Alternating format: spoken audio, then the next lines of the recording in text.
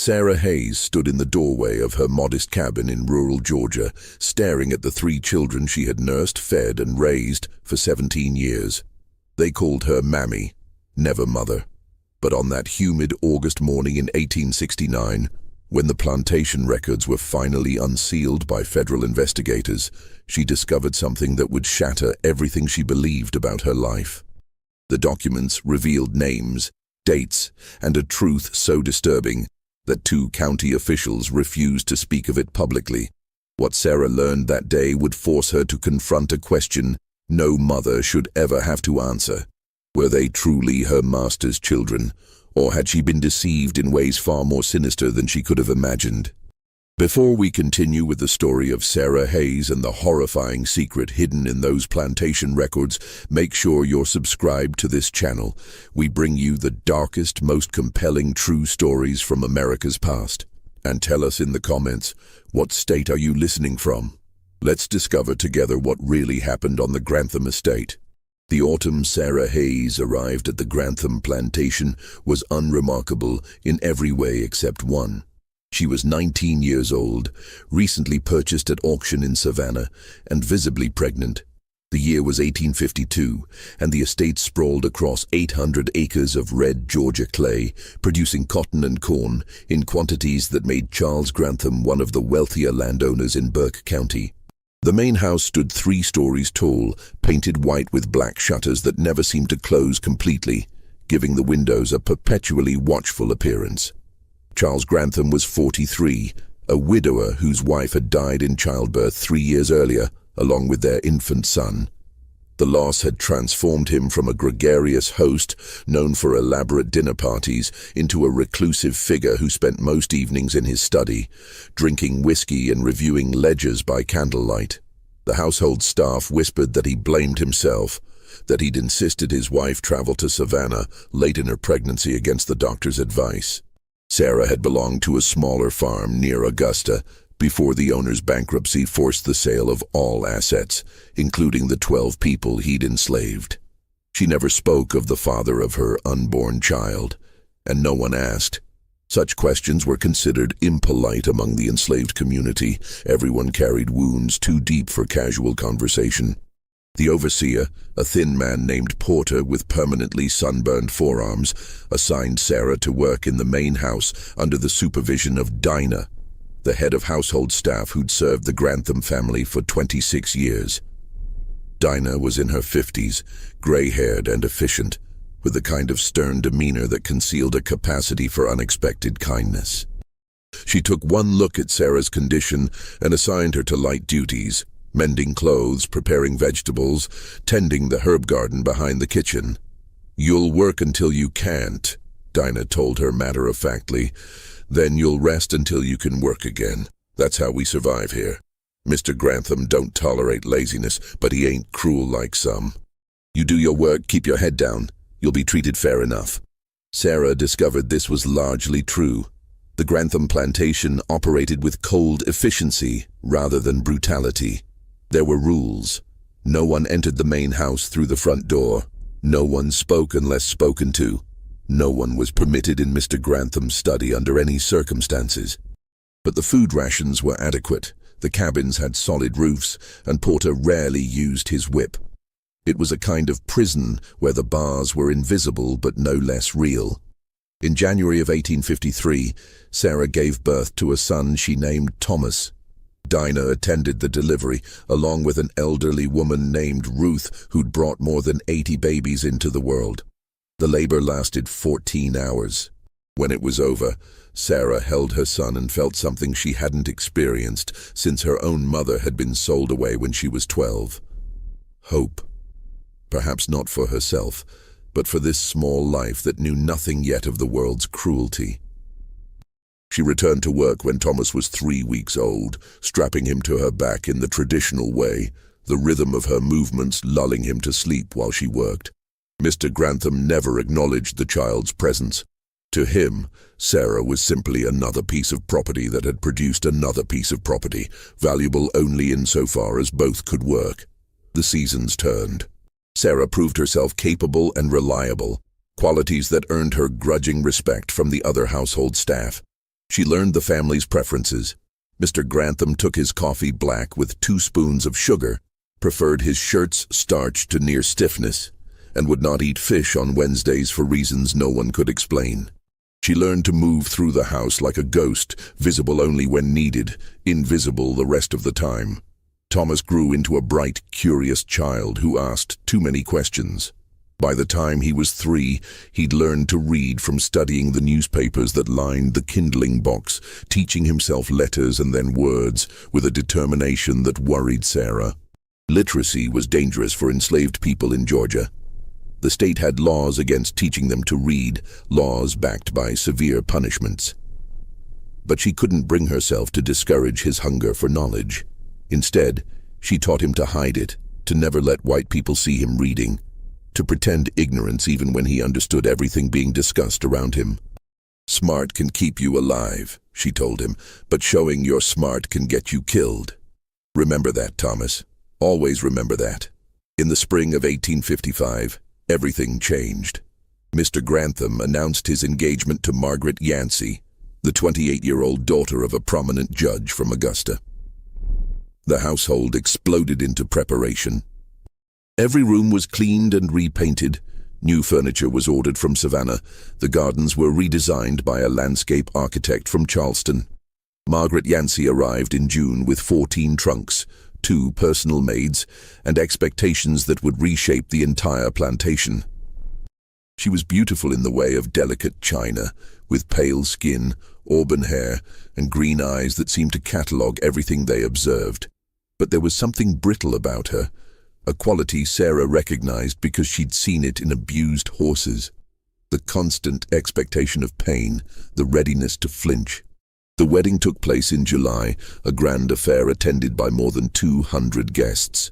Sarah worked in the kitchen for 3 days straight, preparing dishes she'd never tasted: roasted duck with cherry sauce, 7-layer cakes, custards flavored with vanilla and almond. She watched through the kitchen window as the guests danced on the lawn, their laughter carrying on the humid evening air. It seemed like a scene from another world entirely, one where people could afford to be careless with happiness. Margaret took control of the household with surprising firmness.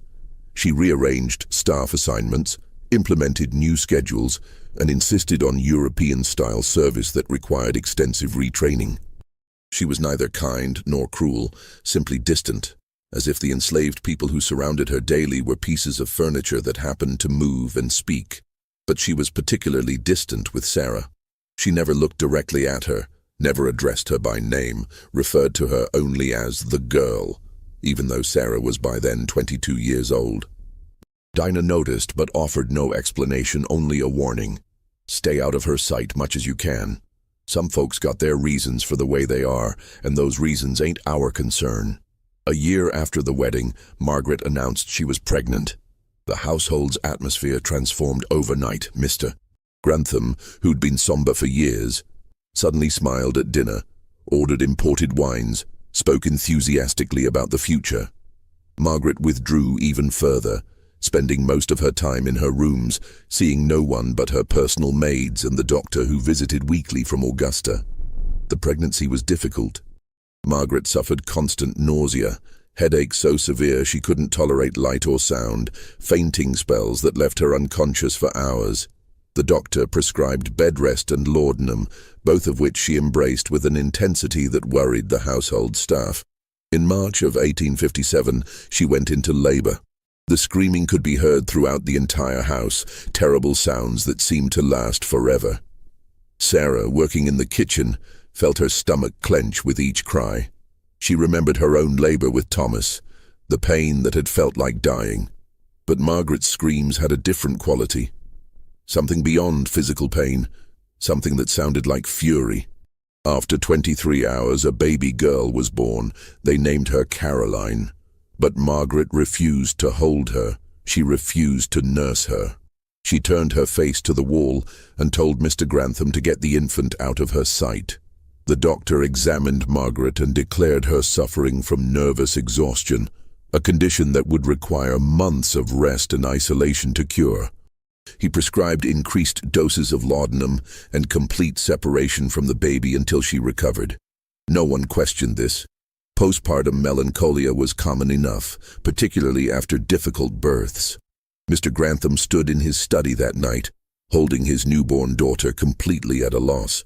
She needed to be fed. She needed constant care.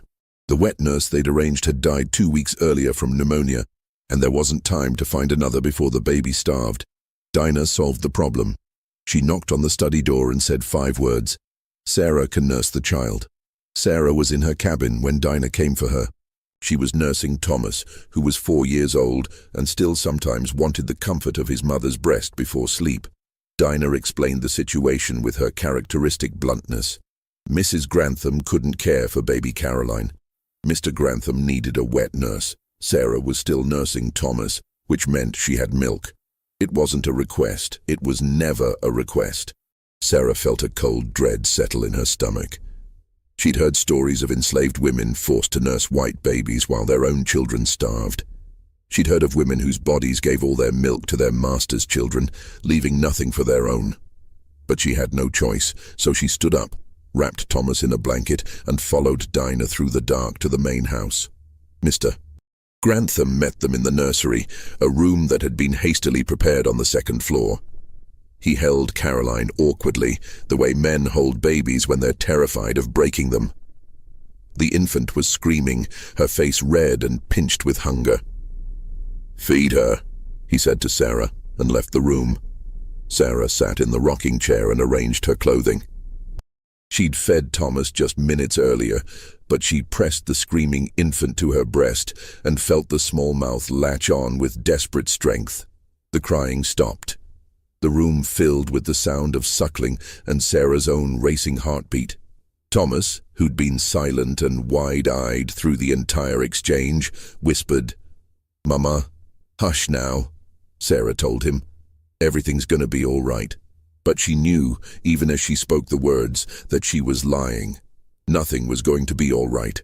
She could feel it in the way baby Caroline fed with such intensity, such hunger, as if she meant to take everything Sarah had. And in the months that followed, she nearly did. The arrangement began simply enough. Sarah would come to the main house every 4 hours to nurse Caroline. Between feedings, she could return to her cabin to care for Thomas and handle her other duties. But within a week, the schedule had changed. Mr. Grantham decided it was inefficient for Sarah to travel back and forth. She was moved into a small room adjacent to the nursery, a servant's chamber with a narrow bed, a washstand, and a single window that overlooked the back gardens. Thomas was left in the cabin with an elderly woman named Mattie, who looked after several children while their parents worked. Sarah saw him only briefly each day, usually in the early morning or late evening when Dinah could spare her for an hour.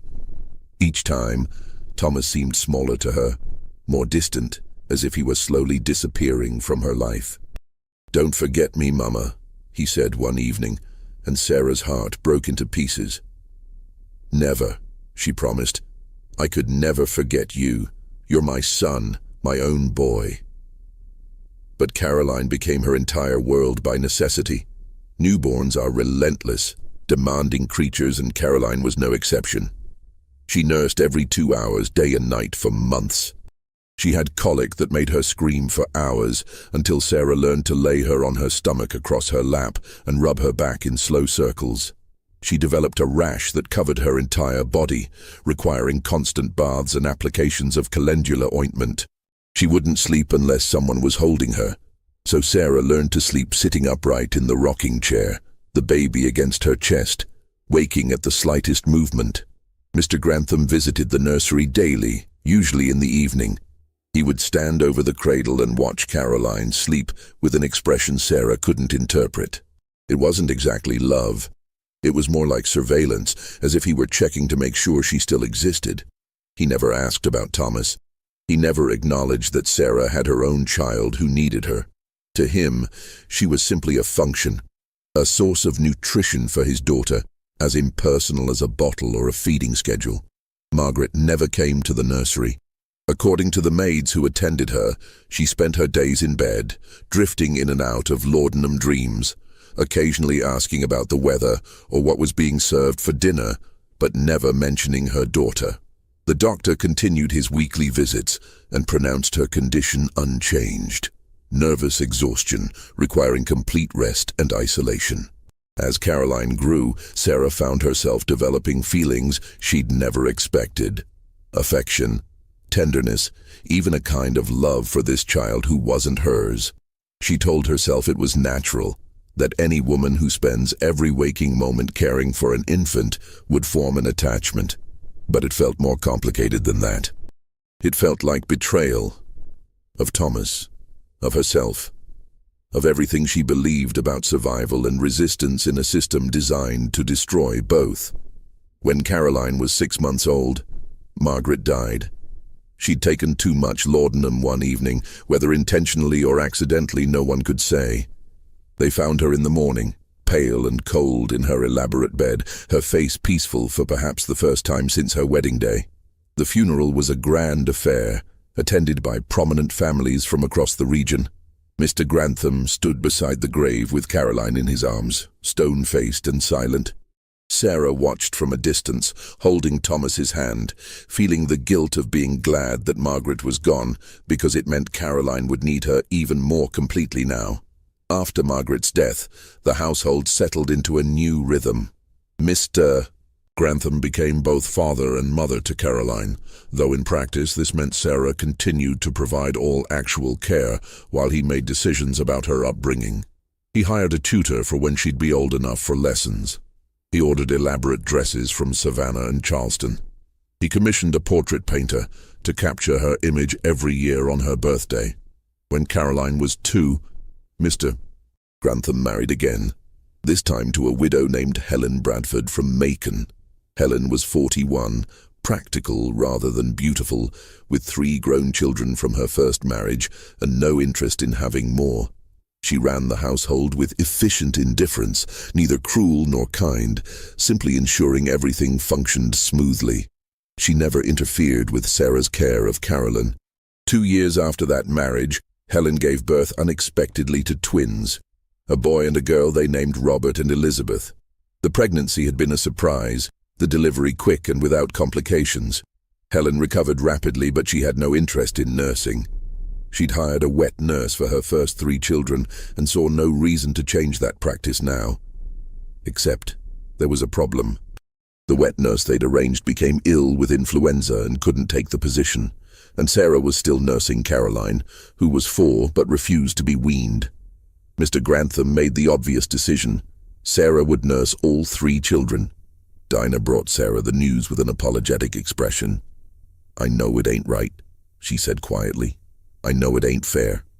But you know how it is." Sarah did know. She always knew. She took the twins into her care, arranged them on her lap with Caroline curled against her side, and fed them all while Thomas watched from the doorway with eyes that had grown old far too young. He was 9 years old now, tall and thin, working in the fields because he was too old for the cabin nursery and too young for skilled work. "You got 3 children now," he said to her one evening, his voice flat. "White children. Must be nice having children that matter." "Thomas, no." Sarah reached for him, but he stepped back. "It's fine, Mama. I understand how it works. I've always understood." He left the room, and Sarah sat in the darkness with Caroline sleeping against her shoulder, feeling the truth of his words like a knife between her ribs. The years passed.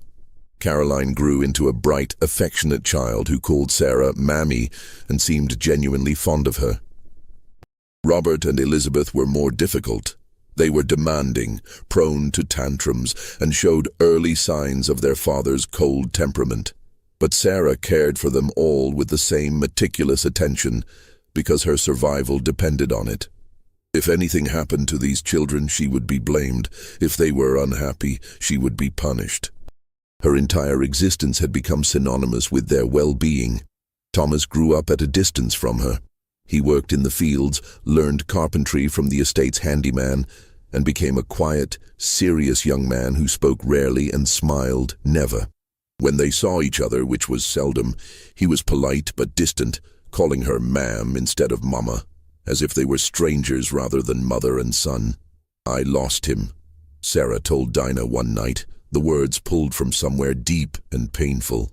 "You didn't lose him," Dinah said.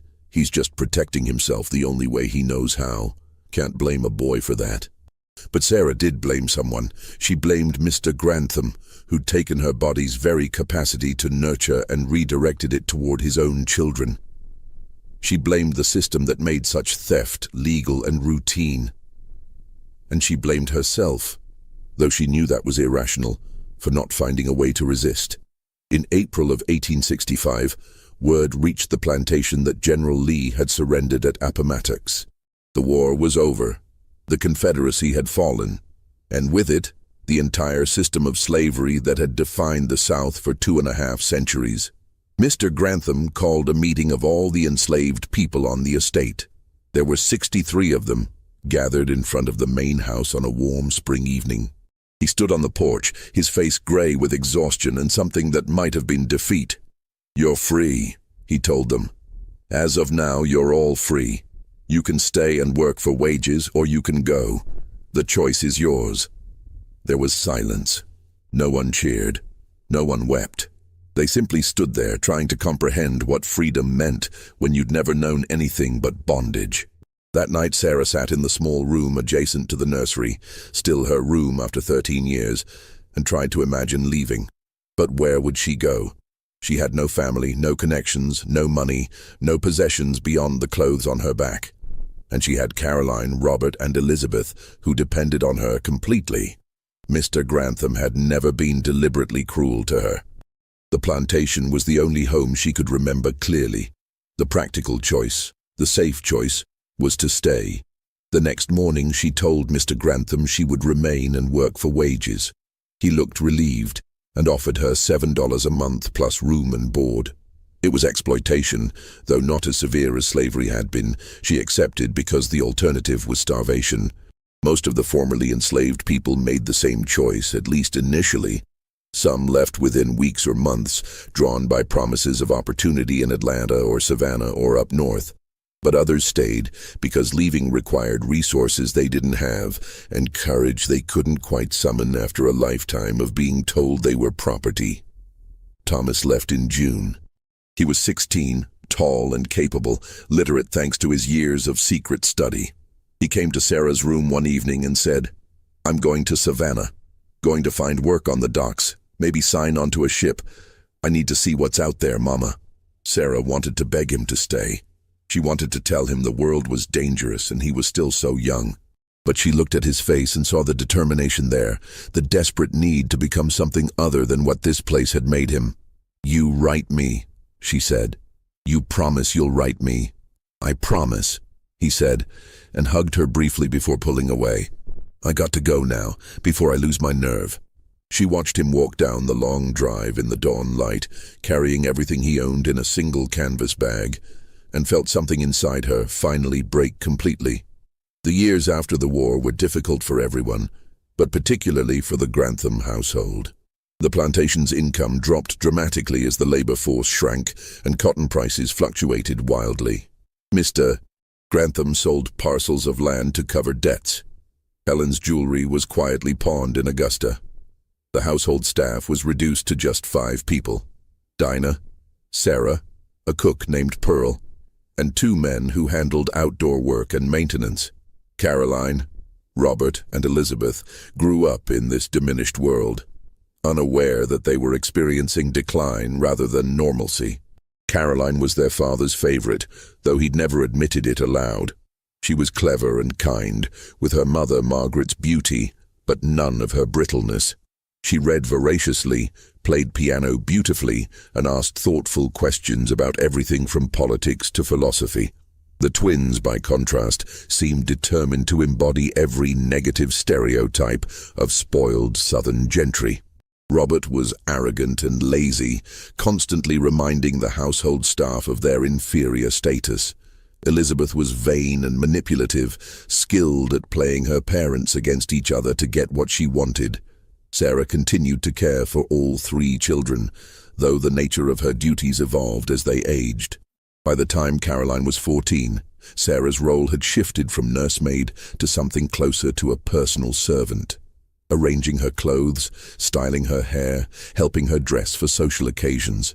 She still felt affection for Caroline, even love, though she'd learned to keep those feelings carefully compartmentalized. This was her job now, nothing more. Thomas wrote occasionally, brief letters that arrived every few months describing his life in Savannah. He'd found work at the shipyards, then later as a clerk for a shipping company. He'd learned bookkeeping and navigation. He'd joined a church and made friends. He was building a life, and Sarah was proud of him even as she mourned the distance between them. "Why does Mammy cry when she gets letters?" Elizabeth asked one day, watching Sarah carefully fold one of Thomas's notes and tuck it into her apron pocket. "Because she's foolish," Robert answered before Sarah could respond. "Daddy says colored people are too emotional for their own good." "That ain't true," Caroline said sharply. "Mammy's not foolish. Maybe she misses someone. Maybe the letter is from family." "You don't have family, do you, Mammy?" Elizabeth asked with the casual cruelty of a child who doesn't understand the impact of her words. "I thought all your people died or ran off." Sarah swallowed the rage that rose in her throat and forced her voice to remain level. "I have a son. His name is Thomas. He lives in Savannah." The three children stared at her. It was perhaps the first time Sarah had ever volunteered personal information about her life. "You have a son?" Caroline said slowly. "But I never knew that. Why didn't I know that?" "You never asked, Miss Caroline." Caroline's face flushed, and she looked genuinely distressed. "That's not fair. I should have known. You've been taking care of us our whole lives, and I don't know anything about you." "That's how it's supposed to be," Robert said dismissively. "They're not our friends, Caroline. They're servants. She raised us," Caroline said, her voice rising. "Don't you understand that? She fed us and held us and sat up with us when we were sick. Doesn't that mean anything?" Robert shrugged. "It means she was doing her job. Daddy paid her, didn't he?" The conversation ended there, but something had shifted in Caroline. She started asking Sarah questions about her life before the plantation, about her parents, about Thomas. Sarah answered carefully, never revealing too much, always conscious that these children were still her employer's children, and anything she said could be used against her. In 1868, when Caroline was 16, she announced her intention to attend a female seminary in Macon. Mr. Grantham was reluctant. He preferred to keep her close. But Caroline insisted with the kind of polite stubbornness that eventually wore down opposition. She would go for 2 years, study literature and music and natural philosophy, and then return to prepare for marriage and the management of her own household. The night before Caroline left, she came to Sarah's room for the first time in years. She stood in the doorway, already dressed in traveling clothes, looking nervous. "I wanted to thank you," she said formally, "for everything you've done for me. I know I haven't always... I understand now that things were complicated. Are complicated." Sarah sat on her narrow bed and looked at this young woman she'd nursed and raised, who'd called her Mammy but never mother, who'd taken her time and energy and love as if it were simple owed rather than given. "You're a good girl, Miss Caroline," Sarah said, "because it was true and because kindness cost nothing. You study hard and make yourself into someone strong. Will you still be here when I come back?" Caroline asked, and there was something in her voice that sounded almost like worry. "I expect so," Sarah said. "Don't have anywhere else to go." Caroline left the next morning. The house felt emptier without her, though Sarah would never have admitted it aloud. In the spring of 1869, everything changed. A letter arrived from the Bureau of Refugees, Freedmen, and Abandoned Lands, the federal agency tasked with overseeing reconstruction in the South. The letter requested that Mr. Grantham make available all plantation records relating to enslaved people purchased, born, or sold between 1850 and 1865. It was part of a regional effort to help formerly enslaved people locate separated family members and establish legal documentation of their birth and parentage. Mr. Grantham was furious. He ranted at dinner about federal overreach and the indignity of having his private business examined by government bureaucrats. But he complied, because refusing would bring unwanted scrutiny to the plantation's finances and potentially expose other irregularities in his business practices. 2 agents arrived in August, a white man named Collins and a black man named Freeman, both formally dressed and carrying leather document cases. They set up in the plantation office and spent 3 days reviewing ledgers, bills of sale, birth records, and correspondence. On the 3rd day, Agent Freeman asked to speak with Sarah Hayes. Dinah came to find her in the kitchen where she was helping Pearl prepare preserves. "They want to talk to you," Dinah said, her expression unreadable. "The government men. Something about the old records." Sarah's stomach clenched with unease. She wiped her hands on her apron and followed Dinah to the office, trying to imagine what they could possibly want with her. Agent Freeman stood when she entered. He was perhaps 40, with graying hair and eyes that had seen too much suffering. He gestured to a chair across from the desk. "Please, sit down, Mrs. Hayes." Mrs. Hayes. No one had ever called her that before. She sat carefully, her hands folded in her lap. Agent Collins remained standing, shuffling through papers. Agent Freeman opened a leather-bound ledger and turned it so Sarah could see the pages. They were filled with Mr. Grantham's precise handwriting. Names, dates, prices, physical descriptions, notes about health and capability. "Can you read, Mrs. Hayes?" Freeman asked gently. "Yes, sir." "Good. I'm going to show you several entries and I need you to tell me if you can confirm the information." He pointed to a line near the top of the page. "Is this you?" "Sarah Hayes, purchased September 1852, age 19, pregnant. From the estate auction of Marcus Dalton, price $400. Sarah looked at the words, at the clinical description of her own sale, and felt bile rise in her throat. "Yes, sir, that's me." Freeman turned several pages. "And this entry here, dated January 14th, 1853, it says, Sarah delivered of a male child named Thomas, healthy weight, expected to be suitable for field work at age 10. Is that your son?" "Yes, sir." "And where is Thomas now?" "Savannah, sir. He left after the war. He writes me sometimes." Freeman nodded and made a note. Then he turned more pages, his finger sliding down columns of dates and names until he stopped at an entry from March 1857. "This is where things become complicated, Mrs. Hayes," he said quietly. "I need you to look at this entry carefully and tell me if you notice anything unusual." Sarah leaned forward to read. The entry said, March 18th, 1857. Delivery of female child, Caroline Margaret Grantham, born to Margaret Yancey Grantham, attended by Dr. William Patterson of Augusta. Healthy weight, no complications noted. "I don't understand," Sarah said. "That's Miss Caroline's birth record. What does that have to do with me?" Agent Freeman exchanged a glance with Agent Collins, who looked distinctly uncomfortable. Freeman pulled out another document, this one an official form with embossed seals and multiple signatures. "This," Freeman said, "is the birth certificate filed with Burke County for Carolyn Grantham. It was submitted by Dr. Patterson in April of 1857, a month after the birth." He laid it on the desk beside the ledger entry. "I need you to read it carefully." Sarah looked at the document. Most of it matched what she'd just read in the ledger. Date of birth, location, parents' names. But then she reached a section at the bottom, filled out in different handwriting, and her breath stopped in her chest. The section was labeled Wet Nurse Employed, and it listed a name. Sarah Hayes. That was expected. But beneath that, in small, precise letters, was another entry. Note: infant bore visible birthmark on left shoulder, 3/4 inch in diameter, resembling dark star. Wet nurse Sarah Hayes inquired about identity of marking, suggesting possible relation.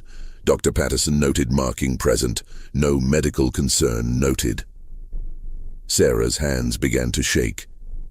She looked up at Agent Freeman, her mind refusing to process what she was reading. "I don't," she whispered. "I don't understand." Freeman's voice was infinitely gentle. "Mrs. Hayes, did you notice Caroline's birthmark when you first began nursing her?" Sarah's mind went back 17 years to that first night in the nursery, to the tiny, screaming infant she'd held against her breast. She'd undressed the baby to check for rashes or injuries, standard practice for a new nursemaid. And yes, there had been a mark on the baby's left shoulder, a dark patch of discolored skin that looked like a small star, just like the birthmark Thomas had in the exact same place. "Oh God," Sarah breathed. "Oh God, no." Agent Collins spoke for the first time, his voice strained. "We've compared the records extensively, Mrs. Hayes. We've found significant irregularities in the dates and details surrounding Caroline Grantham's birth. We've also located correspondence between Mr. Grantham and Dr. Patterson that suggests—" He paused, clearly struggling with how to phrase what he needed to say. "That suggests a financial transaction took place in exchange for certain accommodations in the recording of birth information." Sarah couldn't breathe. The room seemed to be tilting sideways. "Are you saying—" "You can't be saying—" "We believe," Agent Freeman said carefully, "that Caroline Grantham may not be Margaret Yancey Grantham's biological daughter. We believe she may in fact be your daughter, and we believe this information was deliberately obscured through falsified records and bribery." The words hung in the air like smoke. Sarah heard them, understood them on some level, but couldn't make them connect to reality. It was impossible. It was insane. But even as her mind rejected the possibility, pieces were falling into place with horrible clarity. Margaret's refusal to hold the baby, her complete rejection of Caroline, the violent way she'd screamed during labor as if giving birth to someone else's pain, the overdose of laudanum that might not have been accidental at all. And Mr. Grantham's face when he'd held Caroline that first time, looking at her not with a father's love, but with a kind of guilty surveillance, as if checking to make sure she wasn't revealing secrets she didn't even know she held. "But how?" Sarah whispered. "How is that even possible?" Agent Freeman pulled out more papers, laying them on the desk like cards in a terrible game. "We have documents showing that Margaret Yancey Grantham suffered multiple miscarriages before her death. Her personal physician's notes indicate she was likely infertile due to a childhood illness. We have letters from Mr. Grantham to Dr. Patterson discussing his desperation for an heir, his wife's failure to provide one, and his fear that the family line would end with him." He pulled out another letter, this one in Mr. Grantham's distinctive handwriting. In this correspondence from February 1857, Mr. Grantham writes, "The girl Sarah is nearing her time. The timing could not be more providential. If the child is fair-skinned and healthy, we may have a solution to our predicament. Margaret need never know the full truth. She is already so deep in her melancholia that she sees nothing clearly. Arrange matters as we discussed. I will pay whatever price necessary." Sarah's vision blurred. "He stole my baby," she said, her voice breaking. "He stole my daughter and made me raise her thinking she was his." "We believe," Agent Collins said, "that you delivered Caroline in late February or early March of 1857. We believe she was taken from you immediately after birth, before you were fully conscious. We believe Margaret Grantham was given laudanum and told she'd delivered a daughter during a heavily medicated labor she wouldn't remember clearly. And we believe you were brought to the nursery weeks later and told to nurse a child you'd never seen before, not realizing she was your own." "But Thomas," Sarah said desperately, trying to find anything that would make this make sense.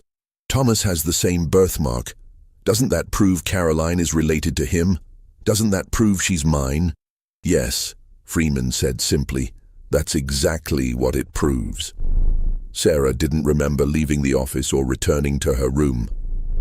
She found herself sitting on her narrow bed as the sun set, still wearing her apron, her hands twisted together so tightly her knuckles had gone white.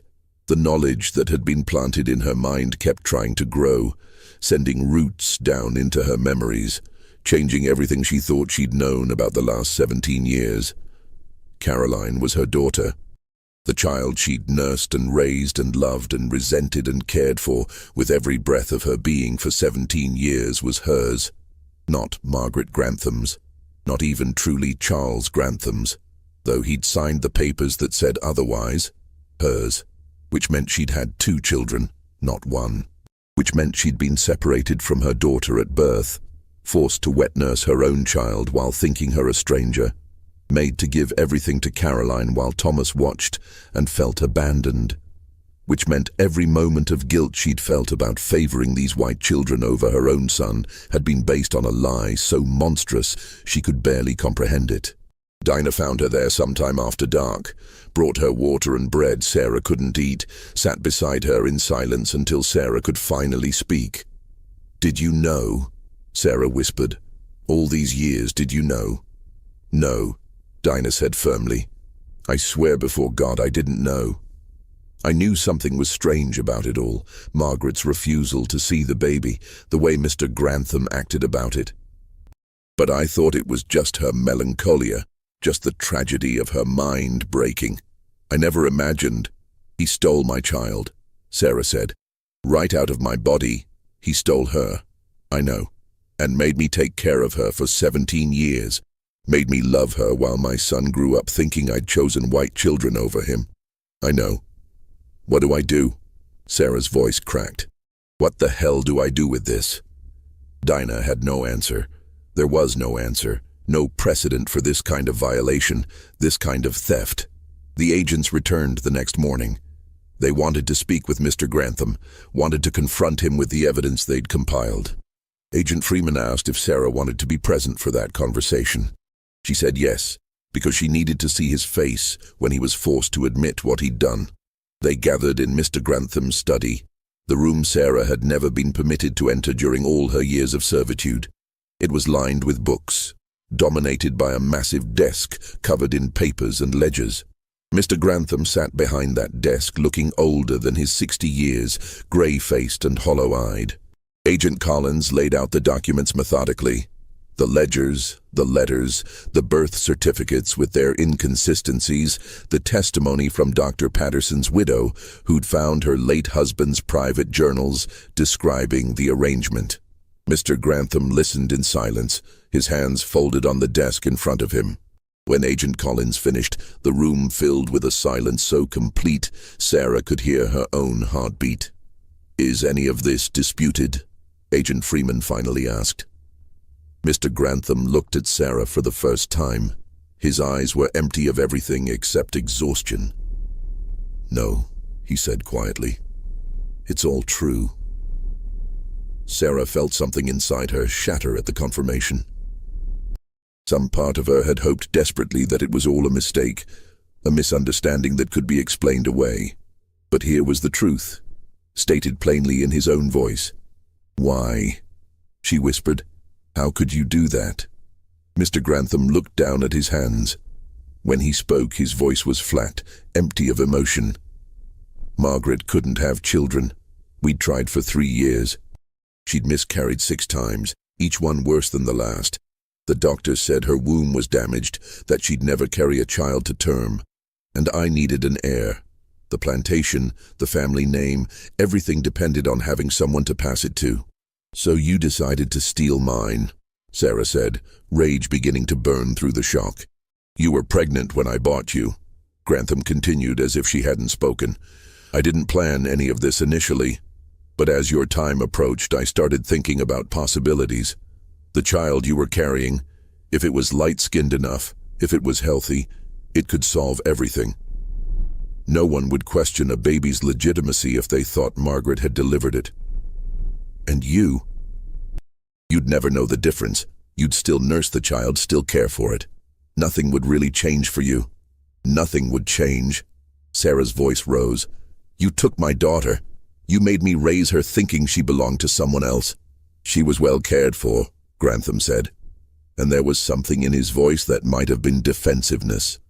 "She was fed, clothed, educated, given every advantage. She grew up in this house instead of in a slave cabin. I made her my legal heir. How is that worse than the life she would have had as your daughter? Sarah stood up so quickly her chair fell backward. Because she was mine, because I had a right to know my own child. Because you made me love her while hating myself for loving her, made me feel guilty for every moment I spent with her instead of with Thomas. You destroyed my relationship with my son to keep your lie secret. I paid you, Grantham said, his voice hardening. After the war, I paid you wages to care for her. You were compensated. Compensated? Sarah laughed, a wild, broken sound. You think $7 a month compensates for stealing a child? Agent Freeman cleared his throat. Mr. Grantham, you understand that this constitutes fraud.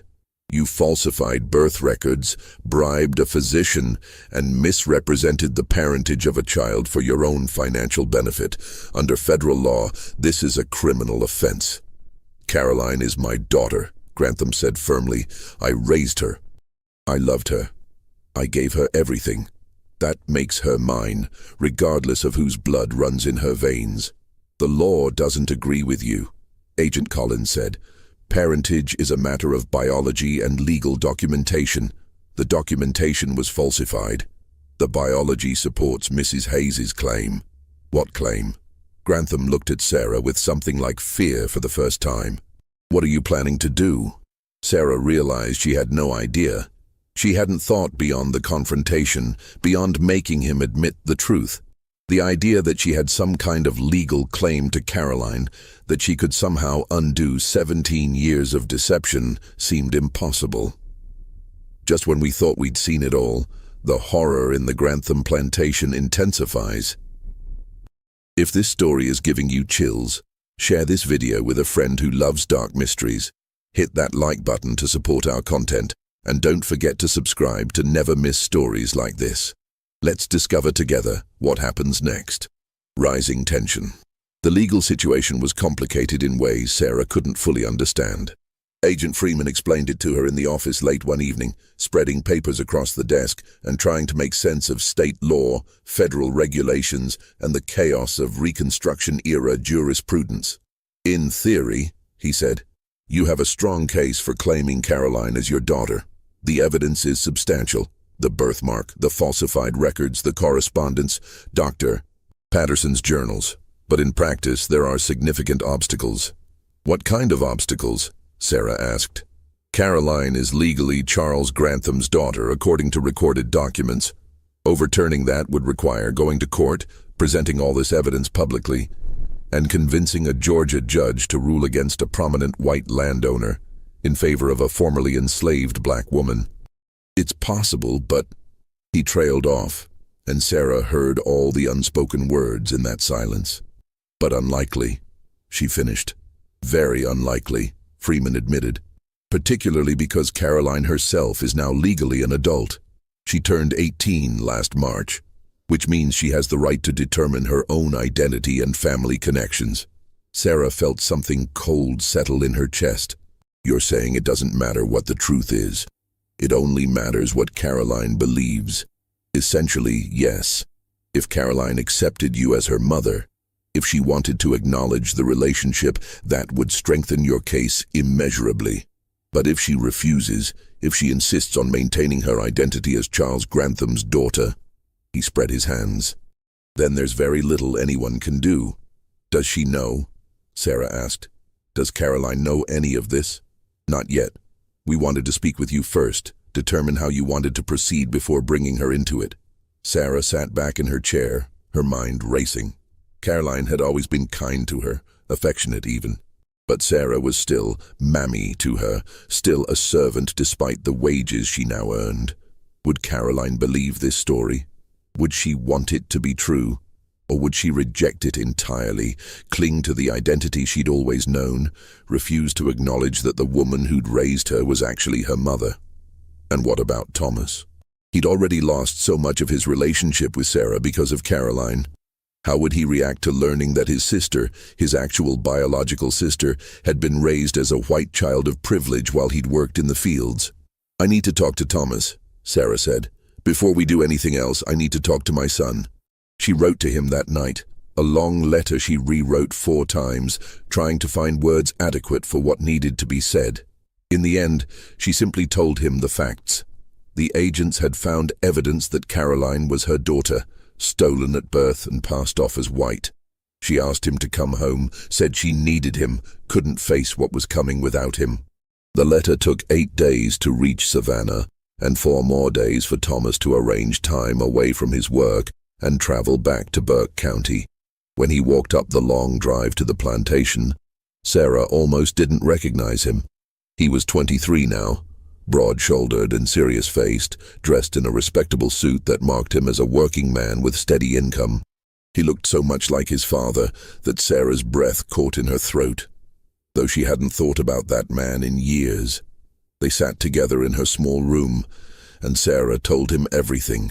Thomas listened in silence, his expression unreadable, his hands resting on his knees. When she finished, he was quiet for a long time. Then he said, "That's why you favored her. All those years, I thought you loved her more than me because she was white, because she mattered more. But it was something else. Some part of you knew, didn't you? Some part of you recognized your own child." "I didn't know," Sarah said desperately. "I swear to you, I didn't know. If I'd known..." "If you'd known what? You'd have loved me more? Paid more attention to me?" Thomas's voice was harsh. "Or would you have done exactly the same thing because you had no choice?" "I don't know," Sarah admitted. "I honestly don't know. But I'm sorry, Thomas. I'm so sorry for all of it." Thomas stood and walked to the window, looking out over the plantation grounds. "What are you going to do? Are you going to tell her?" "The agents think she should know. They think it's her right to know the truth about her own birth." "And what about my rights?" Thomas said. "Do I have any say in whether my sister gets to know we're related?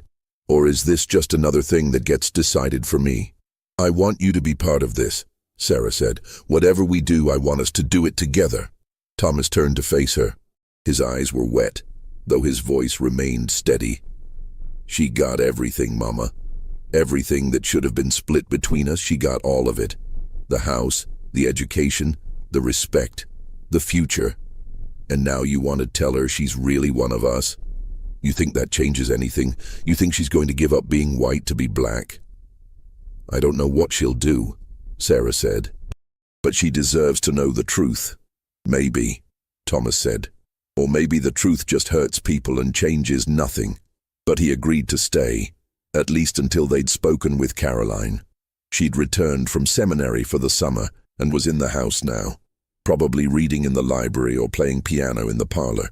She had no idea her entire world was about to shift beneath her feet. They told Caroline 3 days later, in the same office where Sarah had first learned the truth. Agent Freeman insisted on being present, along with Thomas and Sarah. Mr. Grantham was explicitly excluded. Freeman thought his presence would make honest conversation impossible. Caroline entered the room looking puzzled, but not particularly concerned. She wore a pale blue dress, her dark hair arranged in an elaborate style she'd learned at seminary. She looked every inch the Southern lady she'd been raised to be. "You wanted to speak with me?" she asked, addressing Agent Freeman with the polite deference expected of well-bred young women. "Please sit down, Miss Grantham," Freeman said. "We have some information about your birth that you need to hear." Caroline sat, her hands folded in her lap, her expression shifting to confusion when she saw Sarah and Thomas. "I don't understand. What does my birth have to do with them?" There was no gentle way to say it, so Freeman simply laid out the evidence, the documents, the letters, the testimony, the birthmark. He spoke for perhaps 20 minutes, building the case methodically, point by point, until the conclusion was inescapable. Caroline's face went through a series of changes: confusion, disbelief, horror, and finally a kind of blank shock that reminded Sarah painfully of how she'd felt when she'd first learned the truth. "No," Caroline said when Freeman finished. "That's not possible. I'm Charles Grantham's daughter. My mother was Margaret Yancey Grantham. This is insane." "Your mother," Agent Freeman said gently, "is Sarah Hayes." The woman who nursed you, raised you, and cared for you your entire life. Caroline looked at Sarah for the first time. Really looked at her. And Sarah saw the moment when it clicked into place. The birthmark, the attachment, the things that had never quite made sense, suddenly making terrible sense. No, Caroline said again, but with less certainty.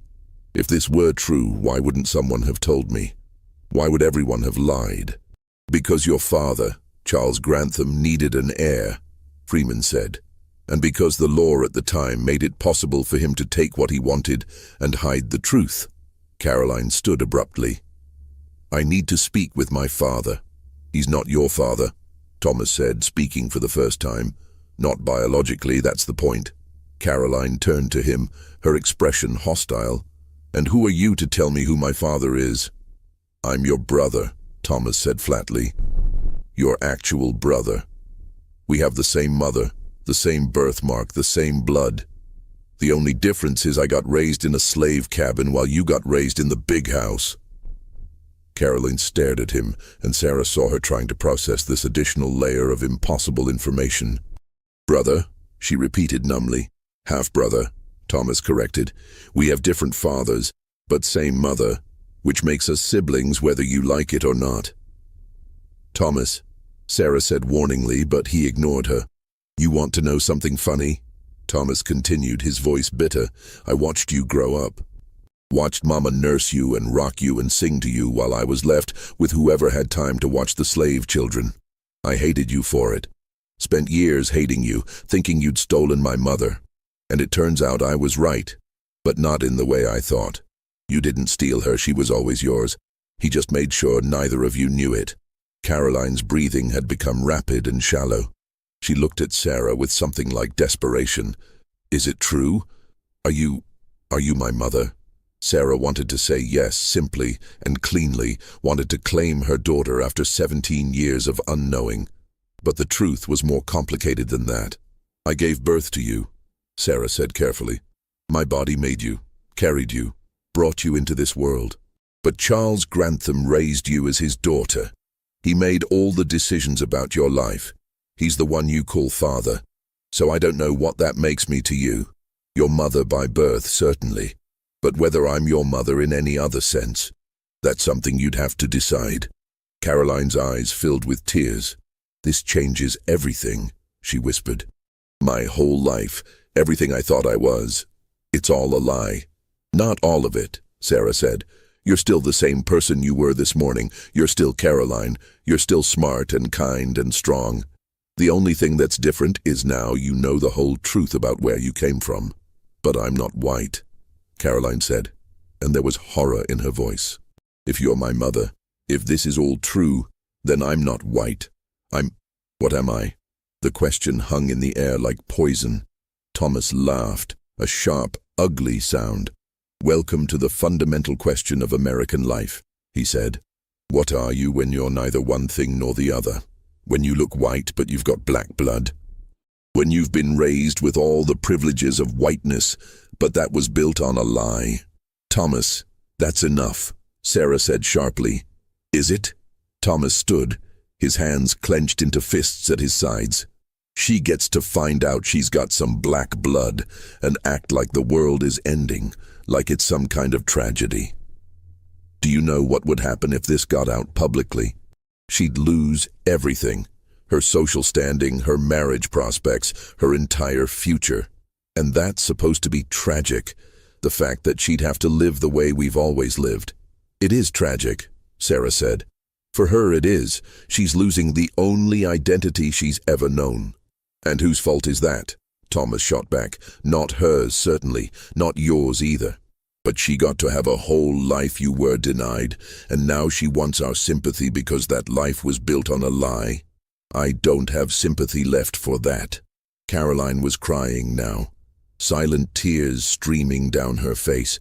She looked at Sarah with something like pleading in her eyes. What do I do? How am I supposed to? What am I supposed to do with this?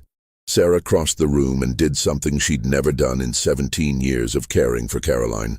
She touched her as a mother would, not as a servant.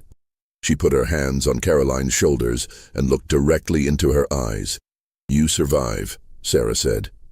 "You take the truth, however ugly it is, and you decide who you want to be. You choose whether to acknowledge it publicly or keep it secret. You choose what kind of relationship you want with me and with Thomas, if any. You choose what to do about Charles Grantham. They're all hard choices and I can't make them for you. But you survive. Because that's what we do." Caroline pulled away from her touch. "I need time," she said. "I need to think about all of this. I need to—" She couldn't finish the sentence. She simply turned and left the room, moving fast enough that it was nearly running. Agent Freeman sighed. "That went about as well as could be expected." "Did it?" Thomas asked. "Because from where I'm standing, it looked like a complete disaster." Sarah sat down heavily, feeling exhausted to her bones. "What happens now?" "Now we wait," Freeman said. "We wait to see what Caroline decides. Because ultimately, she's the one with the power here. She's white passing, legally documented as Charles Grantham's daughter, and of legal age. If she chooses to reject this information, there's nothing anyone can do to force her to acknowledge it." "So we're right back where we started," Sarah said. "Powerless." "Not exactly," Freeman said. "Because now the truth is known, at least by some people. And truth has a way of spreading, even when people try to contain it." Caroline didn't speak to anyone for 3 days. She stayed in her room, taking meals delivered by the household staff, ignoring all attempts at conversation. Mr. Grantham paced the house like a ghost, hollow-eyed and silent. Helen stayed in her rooms with the twins, making it clear she wanted nothing to do with the scandal unfolding in her household. On the 4th day, Caroline emerged. She found Sarah in the kitchen and said simply, "I want to know everything. From the beginning. Tell me about your life before you came here." They sat in Sarah's room, the same small space adjacent to the nursery where Sarah had spent so many sleepless nights rocking Caroline as an infant. Sarah told her everything. About being sold at auction while pregnant, about arriving at the plantation terrified and alone, about Thomas's birth, and the years of watching him grow up at a distance. She told Caroline about being summoned to the nursery that first night, about nursing a baby she didn't know was her own, about the slow accumulation of love and resentment and guilt that had defined the years since. Caroline listened without interrupting, her face unreadable. When Sarah finished, Caroline was quiet for a long time. Then she said, "Show me the birthmark."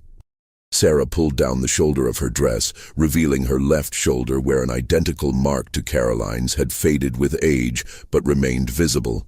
Caroline stared at it, then slowly undid the buttons at her shoulder and revealed her own mark. They were unmistakably the same size, the same shape, the same distinctive pattern. "I used to hate this mark," Caroline said softly. "I thought it was ugly. Asked Father if there was a way to remove it. He told me it made me unique, that I should be proud of it." She laughed bitterly. "I guess he had reasons for wanting me to keep it. It's how I knew," Sarah said. "The moment those agents showed me the records and mentioned the birthmark, I knew, because Thomas has the same one, in the exact same place. I'd seen yours 1,000 times when you were young and never made the connection." "Why would you?" Caroline said. "You had no reason to think I was your daughter. You were told I was Margaret Grantham's child, and why would you question that?" She paused. "Did you love her, Margaret?" Sarah considered the question carefully. "I barely knew her. She was kind enough before she married Mr. Grantham, but after the wedding, she withdrew from everyone, and I only saw her a few times before she died. So no, I didn't love her, but I pitied her, I think. She seemed so unhappy. She killed herself, didn't she?" Caroline said. "The overdose wasn't an accident." "I don't know," Sarah said honestly. "No one knows, but it's possible. Because she couldn't live with what they'd done," Caroline said. "Taking your child and pretending it was hers. She couldn't live with that lie. Maybe. Or maybe she just couldn't live with her own pain anymore. Depression kills people, Caroline. It's not always about one specific thing. Caroline stood and walked to the window, the same window Sarah had stared out countless times during the long nights of Caroline's infancy. I've been thinking about what Thomas said, about me having all the privileges he was denied. He's right, isn't he? I got to be white because someone decided I looked white enough to pass. And that gave me everything while he got nothing. You were a baby, Sarah said. None of that was your fault. But I benefited from it, Caroline said. I still benefit from it. Right now, this moment, I'm benefiting from the fact that I look white. If I walked away from this house and never told anyone about my real parentage, I could have a completely normal life.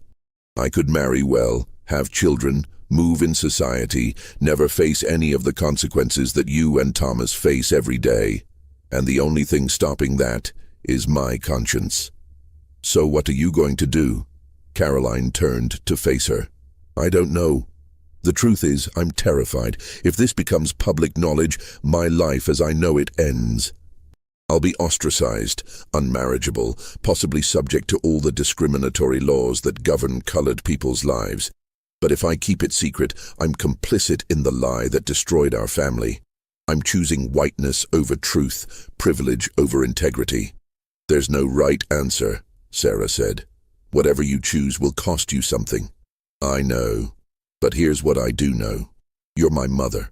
Biologically, unquestionably, you're my mother. And I've spent 17 years calling you Mammy while you served me and cared for me and loved me without ever being acknowledged as what you really were. That's not right. That can't continue. So what are you saying? Caroline took a deep breath. I'm saying I want to acknowledge you publicly as my mother. I want to correct the legal records, change my birth certificate, make it officially known that Sarah Hayes gave birth to me. I want Thomas acknowledged as my brother, and I want Charles Grantham held accountable for what he did. Sarah felt tears spring to her eyes. Caroline, do you understand what that means for you? I understand it means giving up the life I thought I'd have.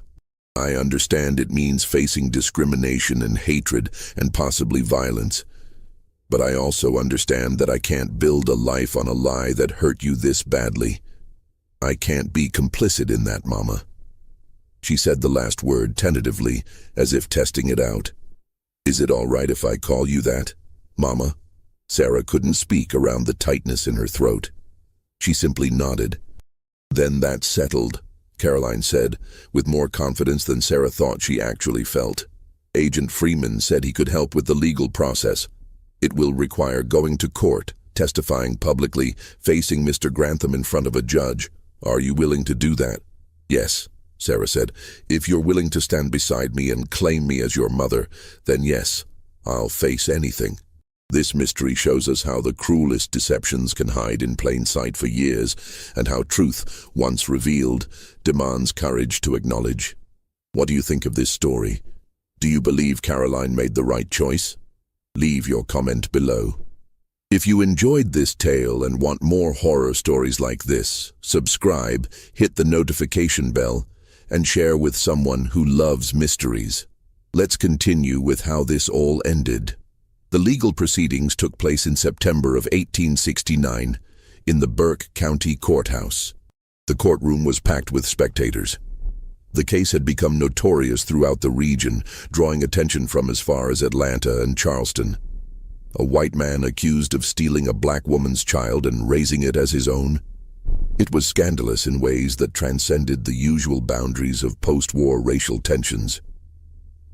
Sarah testified first, describing the circumstances of Caroline's birth or what she remembered of it, the labor, the exhaustion, the hazy period afterward when she'd been told her baby had died and been buried quickly due to concern about fever. She'd been so weakened by the delivery that she'd believed it, hadn't questioned why she hadn't been allowed to see the body or attend any burial. I grieved my daughter for 3 weeks, Sarah told the court, her voice steady despite her shaking hands. And then Mr. Grantham brought me to the nursery and told me to nurse his infant. I never suspected that baby was mine. Why would I? I'd been told my child was dead. Dr. Patterson's widow testified next, reading from her late husband's journals. The entries detailed Charles Grantham's desperation for an heir, the arrangement they'd made. The doctor would attend Sarah's labor, take the healthy infant if it was light-skinned enough, and tell Sarah the baby had died. He would then tell Margaret Grantham, already heavily sedated, that she'd delivered a daughter. The timing had worked because Margaret's supposed pregnancy had been faked using padding, her reclusive behavior during that period ensuring no one examined her closely enough to know she wasn't actually pregnant. My husband, Mrs. Patterson said, her voice tight with shame, was paid $500 for his participation in this fraud. He recorded it in his journal as payment for services rendered in the matter of the Grantham succession. I found these journals after his death last year and didn't understand what they meant until the federal agents came asking questions. Thomas testified about the birthmark, about growing up watching his mother care for the Grantham children while he was left with minimal attention. He testified about the emotional devastation of feeling abandoned, of not understanding why his mother seemed to love white children more than him. "I thought I wasn't good enough," he said, and his voice broke. "I thought there was something wrong with me that made my own mother not want me. And all along, she was taking care of my sister. She was doing what any mother would do, caring for her child, but neither of them knew the truth of it." Caroline testified last. She stood before the court in a simple dress, her hair pulled back severely, looking younger than her 18 years. She confirmed the birthmark, confirmed that she'd been told all her life she was Margaret and Charles Grantham's biological daughter, confirmed that she'd had no idea of the truth until the federal agents revealed it. Then she said, "I stand here today to acknowledge that Sarah Hayes is my mother by birth. I was stolen from her as an infant and raised under a false identity. I benefited from that theft for 18 years, living as a white girl with all the privileges that entails, while my brother worked in the fields and my mother served in the household that should have been partly hers. I can't undo those years. I can't give back what was taken, but I can tell the truth now. And I can say that Charles Grantham committed a fraud that destroyed my family before I even knew I had a family to destroy." Charles Grantham's attorney argued that the entire case was based on speculation, that the birthmark could be coincidence, that the journals could be misinterpreted, that Caroline was confused and manipulated by federal agents with political motivations. But the evidence was overwhelming, and even the Georgia judge, who'd clearly hoped to find a way to dismiss the case, couldn't ignore it. The ruling came down in October. The court found that Caroline Margaret Grantham was in fact Caroline Hayes, biological daughter of Sarah Hayes, and that her birth certificate had been fraudulently filed. The certificate was corrected to reflect Sarah Hayes as mother, with the father listed as unknown. Charles Grantham was fined $2,000 for fraud and forced to pay an additional $5,000 in restitution to Sarah Hayes for services rendered under false pretenses. He was not charged criminally. The statute of limitations had expired, and there was reluctance to set precedents that might open wealthy white families to prosecution for various Reconstruction-era violations. But the social consequences were severe. He was ostracized by polite society. His business relationships crumbled, and within a year he'd sold the plantation and moved to Texas to start over where no one knew his history. The ruling also determined that as Caroline was now legally recognized as a person of African descent, Georgia's one-drop rule made this automatic once the parentage was established. She was entitled to none of the Grantham estate. Everything that had been designated as her inheritance reverted to the estate to be divided among Charles Grantham's other legal heirs, Helen and the twins. Caroline lost everything: her name, her inheritance, her social position, her entire future as she'd imagined it. She became, in the eyes of the law and society, colored. All the doors that had been open to her slammed shut. But she gained a family. Sarah, Caroline, and Thomas left Burke County together that November, traveling to Savannah where Thomas had established himself. They took the money from the court settlement, $7,000, more than Sarah had imagined she'd ever see in her lifetime. and used it to buy a small house near the shipyards. Thomas found work for Caroline as a clerk in the shipping company's office, a position she could hold because she could read and write and calculate figures faster than most of the male employees. She worked under her new legal name, Caroline Hayes. The other clerks treated her with the casual prejudice reserved for colored people who'd gotten above their station, but the work was steady and the pay was fair. Sarah started a laundry business, using some of the settlement money to buy equipment and supplies. She employed other women from the neighborhood, providing steady work at fair wages. It was hard work, exhausting work, but it was hers. No one could take it from her. The three of them, mother, daughter, and son, built a life together. It wasn't the life any of them had imagined. Caroline would never marry into society or preside over a plantation household. Thomas would never fully trust that his mother loved him as much as she loved Caroline. Sarah would never recover the years she'd lost with either of her children. But they had each other. They had truth. And they had freedom. Real freedom, not the complicated freedom of being black in the post-war South, but the freedom that comes from knowing who you are and choosing to live accordingly. Caroline never spoke to Charles Grantham again. He wrote to her once, a long letter explaining his motivations, begging for understanding if not forgiveness. She burned the letter without reading it all the way through. Some apologies, she told Sarah, aren't worth hearing. Some things can't be forgiven, and trying just gives the person who hurt you more power. Sarah thought that was probably true. She'd spent 17 years raising her daughter without knowing it, serving the man who'd stolen from her, loving a child while her son felt abandoned. No apology could make that right. But on Sunday evenings, when the three of them sat together in their small parlor, Thomas reading the newspaper, Caroline working on her correspondence, Sarah mending clothes, she felt something like peace. It wasn't happiness exactly, wasn't justice, wasn't restoration of all that had been taken. But it was truth. It was family. And after everything, after all the lies and theft and cruelty, that was something. Years later, after Sarah had died and been buried in the colored cemetery in Savannah, Caroline would tell the story to her own children. She'd eventually married a teacher named James Reed who didn't care about her complicated past. She'd tell them about the grandmother they'd never met, about the years of unknowing, about the moment when truth finally broke through decades of deception. Your grandmother, she'd tell them, was the strongest person I ever knew. She survived being enslaved, survived having her children stolen and scattered, survived discovering that her entire life had been built on a lie. And she still found the strength to love me, to forgive me for benefiting from what was stolen from her. That's what strength really looks like. Remember that. And they would remember. The story would pass down through generations. A reminder of the everyday cruelties that built America, of the families destroyed by slavery's logic, of the truth that ultimately emerges no matter how deeply it's buried. The slave forced to raise her master's children had, in the end, raised her own daughter. It had taken 18 years and a war and federal agents and a public trial to make it true. But truth, once revealed, changes everything. Even when it comes too late to undo the harm, truth still matters. Truth is still worth fighting for, because without it, we're all just living in someone else's lie, serving someone else's purpose, loving without knowing who we really are.